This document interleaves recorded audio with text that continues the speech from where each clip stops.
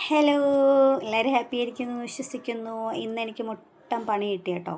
അതായത് washing machine പണിയായി തന്നു. അത് കാരണം ജോലി കൂടുതലായിരുന്നു. അപ്പോൾ ഇതിങ്ങനെ കിടക്കട്ടെ, നമുക്ക് കിച്ചണിൽ പണി ബാക്കി കിടപ്പുണ്ട്.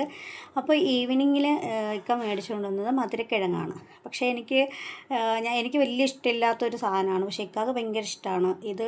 നമ്മൾ എന്തെങ്കിലുമൊക്കെ ഈ ഫുഡുകളൊക്കെ തയ്യാറാക്കുമ്പോൾ ചിലർക്ക് ഇഷ്ടമുള്ളത് ഉണ്ടാക്കുമ്പോൾ ഭയങ്കര ഒരു വല്ലാത്തൊരു അടുത്തില്ലെങ്കിലൊരു വിഷമമാണ് കാണുമ്പോൾ അല്ലേ. അപ്പോൾ അതുപോലെയാണ് എനിക്ക് ഈ ഒരു കിഴങ്ങ് വേവിച്ച സമയത്ത് ഇക്കാരം ഉമ്മയാണ് കേട്ടോ ഓർമ്മ വന്നത്. കാരണം ഈ ഒരു സാധനമൊക്കെ ഇക്കാരം ഉമ്മാക്കാണ് ഭയങ്കര ഇഷ്ടം. കാരണം ഇക്കായും ഉമ്മയൊക്കെയാണ് കേട്ടോ ഇത് ഒരുമിച്ചൊക്കെ വേവിച്ച് കഴിക്കുകയും എടുക്കുകയൊക്കെ ചെയ്യുന്നത്.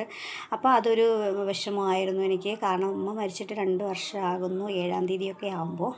അപ്പോൾ അത് കഴിഞ്ഞതിന് ശേഷം ആരും വീഡിയോ സ്കിപ്പ് ചെയ്യരുത്. നല്ല അടിപൊളി വെജിറ്റബിളായിട്ടുള്ള ഒരു ജ്യൂസ് വരുന്നുണ്ട്. എൻ്റെ ഒരു ഫ്രണ്ട് പറഞ്ഞു തന്നതാണ് കേട്ടോ.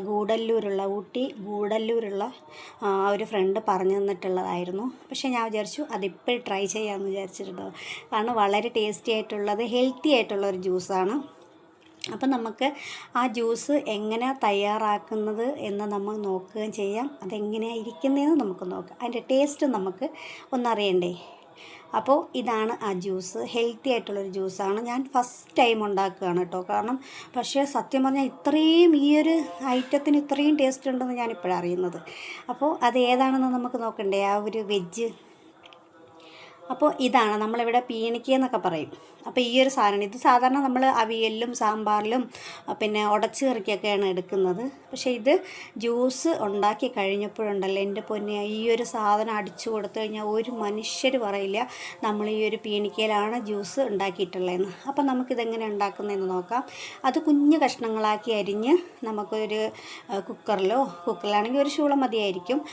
ഞാനിത് അല്ലാണ്ടാണ് കേട്ടോ വേവിച്ചിട്ടുള്ളത്. കുറച്ച് വെള്ളം ഒഴിച്ച് നമുക്കിതൊന്ന് വേവിക്കാൻ വെക്കാം.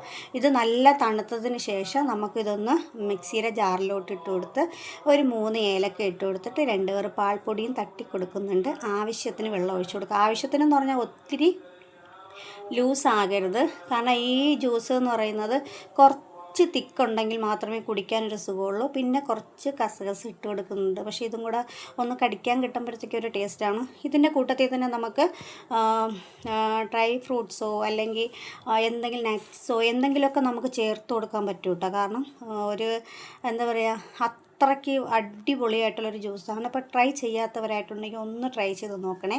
കാരണം ഹെൽത്തിയാണ്.